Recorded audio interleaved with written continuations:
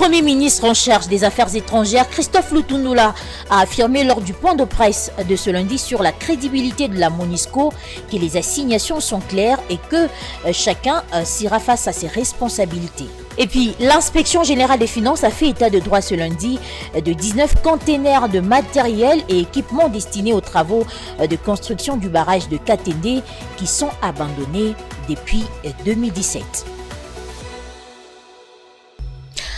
Voilà tout pour les sommaires, mesdames et messieurs. Bienvenue à tous. Si vous nous rejoignez sur Ecofin Télévision, répondons aux questions lors du point de presse de 13 mars sur la crédibilité de la MONUSCO qui ne rencontre pas parfois les attentes de la population congolaise. Le vice-premier ministre en charge des Affaires étrangères, Christophe Lutundula, a affirmé que les assignations sont claires et que chacun sera face à ses responsabilités. Fulgence Mila et Joe Manana pour le reportage. Faisant état de diverses critiques en République démocratique du Congo, la mission onisienne, qui a notamment pour objectif la protection des civils dans les zones à conflit, est donc remise en cause. Le vice-premier ministre en charge des Affaires étrangères, Christophe Lutundula, interrogé sur la MONUSCO, est revenu sur certaines responsabilités de cette mission onisienne.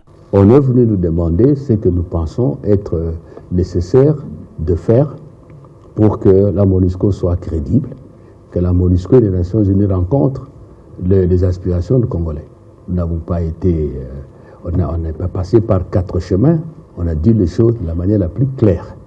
Et il nous a été répondu qu'on s'est replié sur New York, comment nous répondre? Donc, comment voulez-vous que nous-mêmes nous puissions vous dire oui, ça se fera ou ça ne se fera pas? Je vous ai dit qu'on s'est compris et que chacun assumera ses responsabilités. Nous ne ferons jamais les nôtres. La MONUSCO, plus grande mission de l'ONU dans le monde avec plus de 20 ans d'existence en République démocratique du Congo, fait l'objet des critiques acerbes. Dans l'opinion congolaise, la mission n'est plus assez crédible. Lors de ce même point de presse, Christophe Lutundula est revenu sur l'accompagnement de la communauté internationale dans l'agression rwandaise que subit la RDC, crise connue de tous car ayant été sur les tables de plusieurs institutions internationales. On l'écoute. Il y a des compatriotes qui ne cessent d'écrire et de dire que nous avons, ils vont très loin, que nous avons internationalisé la crise congolaise, on met ça sur notre dos, que nous avons sous-traité la défense et la sécurité de notre pays. Il y a toute une série de concepts qui sont en vogue actuellement. Nous avons dit partout au monde que c'est le Rwanda qui agresse la RDC. Je crois que je ne mens pas. Le Rwanda, c'est un État comme nous. OK? Le Rwanda, nous partageons avec le Rwanda les Nations Unies, l'Union africaine, la CIRGL et la communauté de l'Afrique, la CAC aussi, on venait d'en parler. Ça veut dire quoi? Ça veut dire que dans les actes constitutifs de cet ensemble d'organisations internationales, il y a des mécanismes qui sont prévus lorsque deux États membres sont en conflit. OK? Et c'est comme ça que la communauté des États d'Afrique de l'Est, l'année passée, à partir du mois d'avril, s'est saisie du dossier et a désigné le président Uhuru. C'est comme ça que l'Union africaine, au mois de mai, à Malabo, a décidé de confier le dossier au président Lourenço en vertu du principe de la subsidiarité qui veut qu'en pareil cas, on commence par les communautés régionales avant de remonter en haut, et on dit au président Lourenço, faites tout pour maintenir le dialogue entre la RDC et le Rwanda.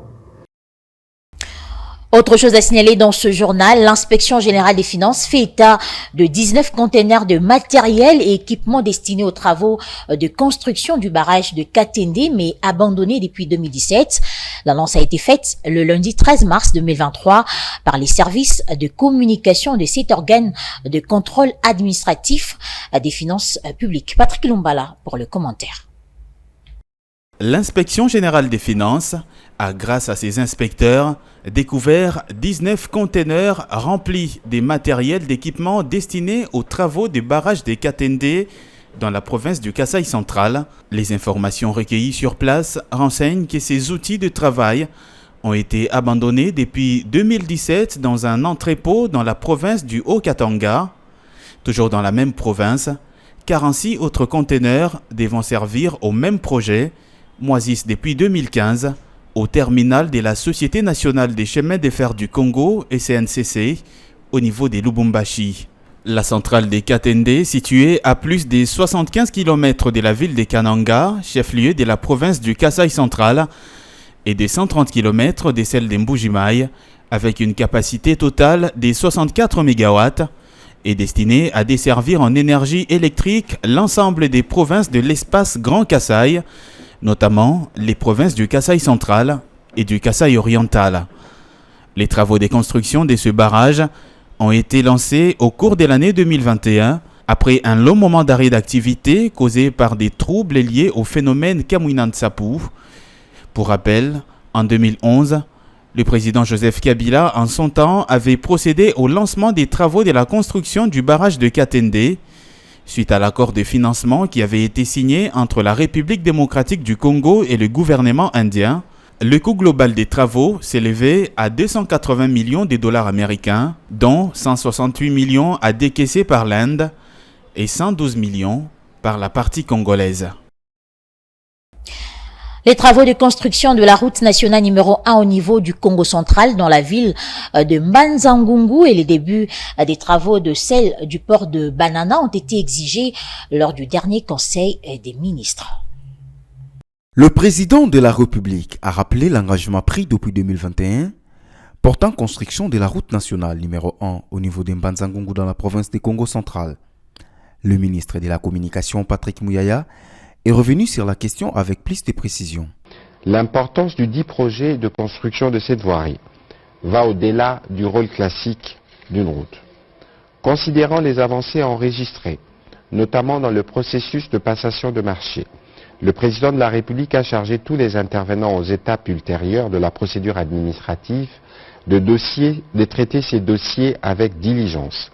À cet effet, le ministre d'État, ministre des Infrastructures et Travaux publics, le ministre d'État, ministre du Budget, le ministre des Finances sont appelés à préparer un chronogramme d'activités en vue de permettre les lancements de travaux des constructions de la route avant la fin du mois d'avril de l'année en cours. Ce travail se fera sous la coordination, évidemment, du Premier ministre chef du gouvernement.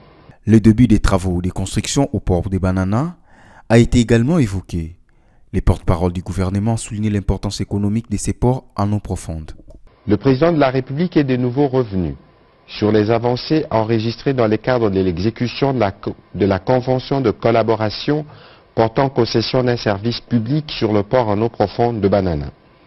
Il a indiqué que la condition suspensive relative au terrain a presque atteint son point d'achèvement, puisque les lots de parcelles occupés par des personnes privées a été libérés à 96,3%, en passant par des phases d'expropriation, d'indemnisation, d'évacuation du site depuis décembre 2022. Il a aussi noté que sur les autres points abordés dans une de ses communications précédentes, des progrès ont été accomplis. Ces points ont été développés lors du dernier conseil de ministres. Une délégation de parlementaires allemands membres du groupe d'amitié RDC-Allemagne, conduite par le député Jürgen Kopp, a été reçue la semaine dernière par le président de l'Assemblée nationale Christophe Mosso.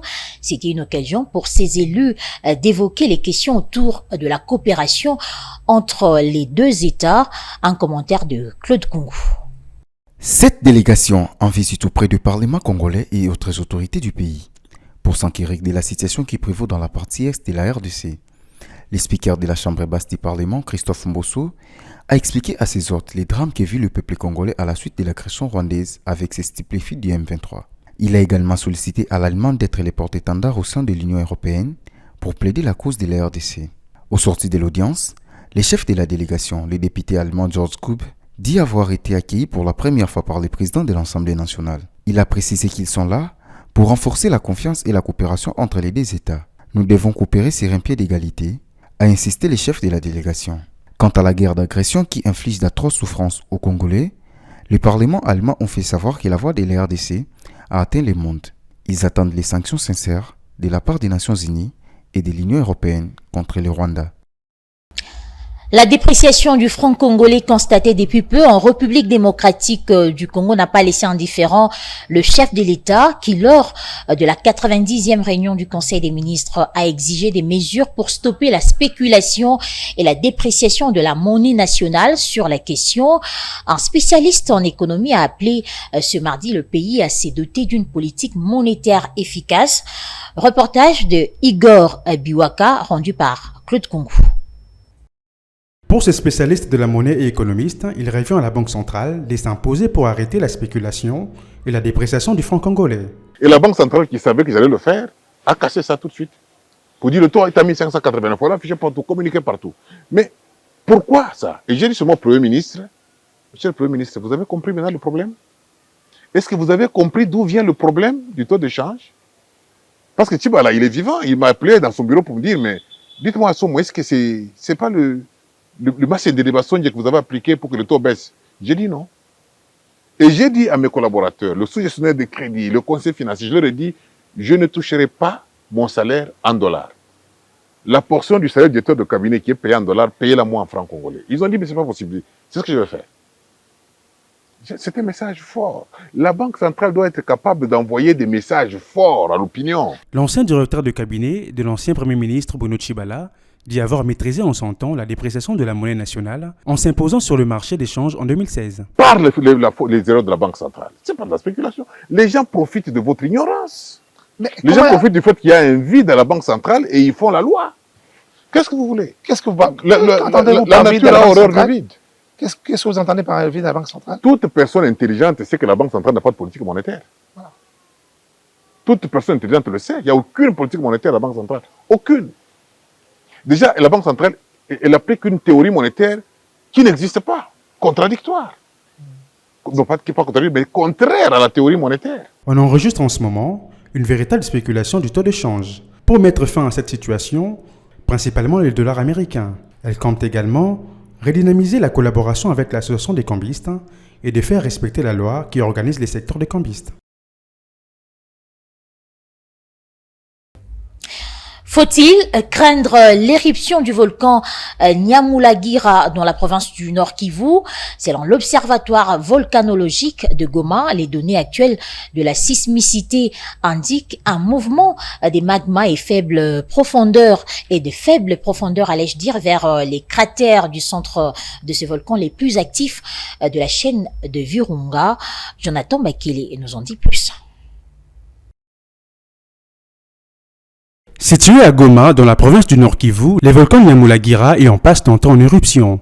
Selon l'Observatoire volcanologique de Goma, il s'est observé une lueur ardente au sommet du volcan, créant ensuite une panique auprès de la population des coins du pays. Si l'activité au Nyamulagira conduisait à une éruption sur le flanc, la lave s'orienterait dans le parc national du Virunga. Lors de son passage sur Ecofin Télévision, le docteur Aldabert Moindo, directeur général de l'OVG, avait affirmé que l'éruption de Nyamulagira représente moins de danger pour la ville de Goma. Bon, en fait, le plus actif, ce n'est pas le Nyiragongo, le plus actif, c'est le Nyamulagira. Seulement que le Nyamulagira, lui, quand il entre en éruption, il émet sa lave dans le parc. Mais le Nyiragongo, quand lui, il entre en éruption, c'est sur Goma, c'est dans la ville. C'est pourquoi, en fait, on parle beaucoup plus de Nyiragongo. Cependant, l'OVG appelle la population de garder son calme et d'évacuer librement ses occupations. Il s'est de noter que la dernière éruption volcanique dans cette région du pays date du 22 mai 2021 et c'était le Nyiragongo qui est entré en éruption. Sa lave, qui s'était dirigée sur une partie des Goma, avait causé d'énormes dégâts. Mesdames et messieurs, sachez également que plusieurs organisations de la société civile qui exercent dans le secteur de l'environnement exigent l'éjection de la vice-première ministre en charge de l'environnement, Eve Bazaïba. Elle reproche à cette dernière l'incohérence dans son action. À ce sujet, on écoute les représentants de cette coalition de la société civile. Aujourd'hui, s'il faut voir Congo Pays Solutions, comme le président l'a dit, c'est qu'il y a une réalité par rapport à la manière de travailler du gouvernement. Ce n'est pas être seul. Bon, quand on parle de l'environnement, on parlera d'elle. Je crois normalement, elle ne mérite pas d'être là. Ça, c'est la réalité. Parce qu'il dit Congo Pays Solutions, le Congo aujourd'hui a besoin d'un gouvernement qui doit réfléchir comment valoriser ce que nous avons, non un gouvernement mendiant. Aujourd'hui, quand on voit sa gestion par rapport aux réalités que nous sommes en train de vivre aujourd'hui, je dirais Madame Eve que j'ai connue, où je voyais en dehors du pouvoir et Madame Eve au pouvoir, c'est pratiquement le soleil et la lune. Pour dire je me suis toujours posé la question personnellement s'il avait un programme, s'il savait ce qu'il est en train de faire, si sa place était réellement là par rapport aux besoins du Congo, parce qu'elle a réellement montré ses limites. On n'a pas à la condamner, elle a montré ses limites. Comme on dit, la plus belle femme ne peut donner que ce qu'elle a. Elle a donné ce qu'elle avait, mais c'est fait que ce qu'elle a par rapport aux besoins du Congo, elle ne mérite pas d'être là. Je prendrai le cas de Kinshasa. Quand on voit le nombre de stations d'essence, en réalité, tout projet, il y a l'étude d'impact environnemental qui doit se faire et il y a l'accord. Mais quand on voit la manière dont les constructions se font, pour dire que bon, on se disait que sa présence là allait changer les choses. Sincèrement, si nous devons arriver à évaluer le président Fachi à partir de Madame Eve, je crois que ça va être ridicule. Parce que sur le terrain, elle n'a pas zéro, elle a moins. Essayer d'amener quelque chose de positif qu'il a dû amener au Congo. Rien. Ils étaient au niveau des COP. Elle est venue, elle a fait tellement de fouilles qu'elle est venue avec de l'argent. Les retombées, il n'y en a pas. Le Congo aujourd'hui, il a besoin d'un gouvernement qui va réfléchir sur la manière de valoriser ce que nous avons. On n'a pas besoin d'un gouvernement qui va commencer à faire des visites touristiques. Ils viennent au Congo avec des promesses et on n'en verra jamais. Place à présent à la revue de presse avec Patrick Lumbala.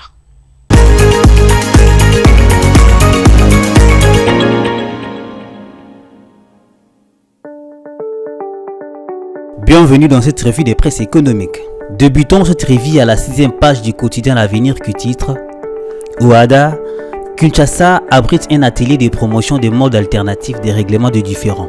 Les secrétariats permanents de l'OADA organisent du 13 au 14 mars 2023 un atelier de promotion des modes alternatifs des règlements de différends en collaboration avec la Commission nationale de l'OADA RDC.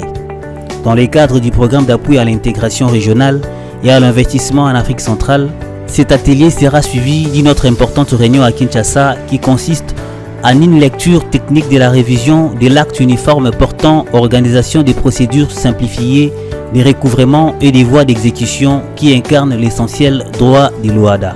Les confrères ajoutent, à l'ouverture de cet atelier, le professeur Roger Massamba, président de la Commission nationale OADA RDC, a déclaré que nous voici encore autour d'un atelier sur la pratique des actes uniformes de l'OADA, plus spécialement les modes alternatifs et règlements de différends. On connaît déjà, mais un peu seulement, l'arbitrage que l'on pratique à peine.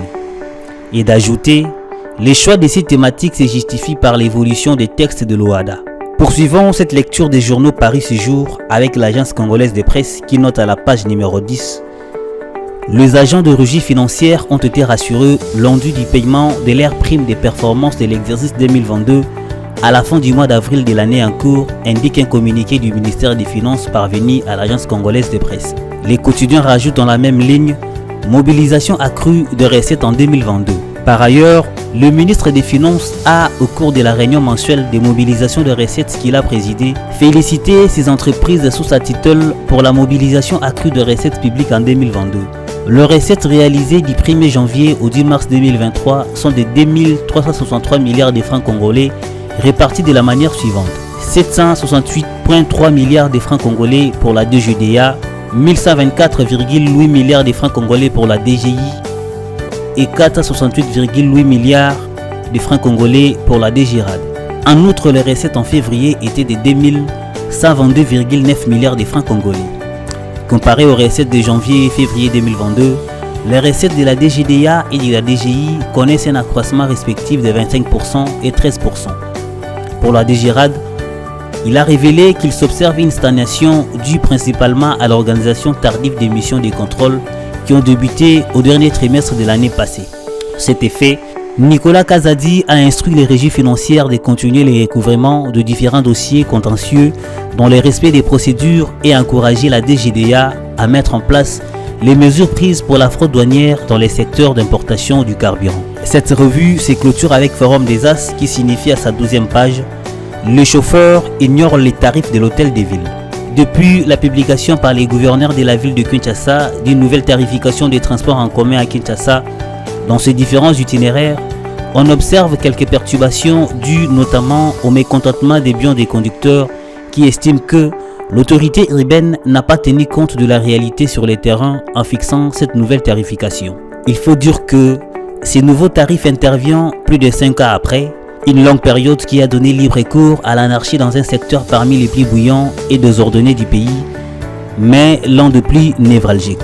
La nouvelle tarification a sensiblement rabattu le prix du tarif en vogue sur les marchés fixés anarchiquement par les chauffeurs ayant profité de la hausse du carburant ayant marqué et perturbé les secteurs de transport en commun il y a quelques mois. Des lignes jadis fixées à 700 francs congolais coûtent désormais au moins 2000 francs congolais. C'est le cas de la ligne Pompage Zando Marché Central, Ipen Gare Centrale ou encore Ipen Zando. Mais selon les nouveaux barèmes de l'hôtel des villes de Kinshasa, les passagers empruntant ces lignes devront désormais débourser 1000 francs congolais, ce qui est loin d'être du goût des chauffeurs. Selon le ministre provincial des Transports, de dispositions ont été prises pour faire appliquer cette nouvelle tarification des grés ou des forces. Fin de cette revue de presse, merci de l'avoir suivi.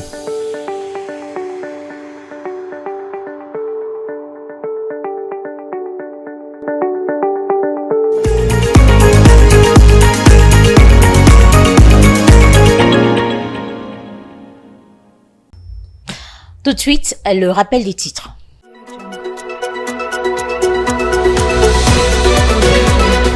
Le vice-premier ministre en charge des Affaires étrangères, Christophe Lutundula, a affirmé lors du point de presse de ce lundi sur la crédibilité de la MONUSCO que les assignations sont claires et que chacun sera face à ses responsabilités. Vous avez suivi les détails dans ce journal. L'inspection générale de finances a fait état de droit ce lundi de 19 containers de matériel et équipements destinés aux travaux de construction du barrage de Katende qui sont abandonnés depuis 2017. Vous avez certainement compris que nous sommes arrivés à la fin de ce journal, mesdames et messieurs. Merci à vous de l'avoir suivi. Bonne suite des programmes sur Économie et Finances Télévision.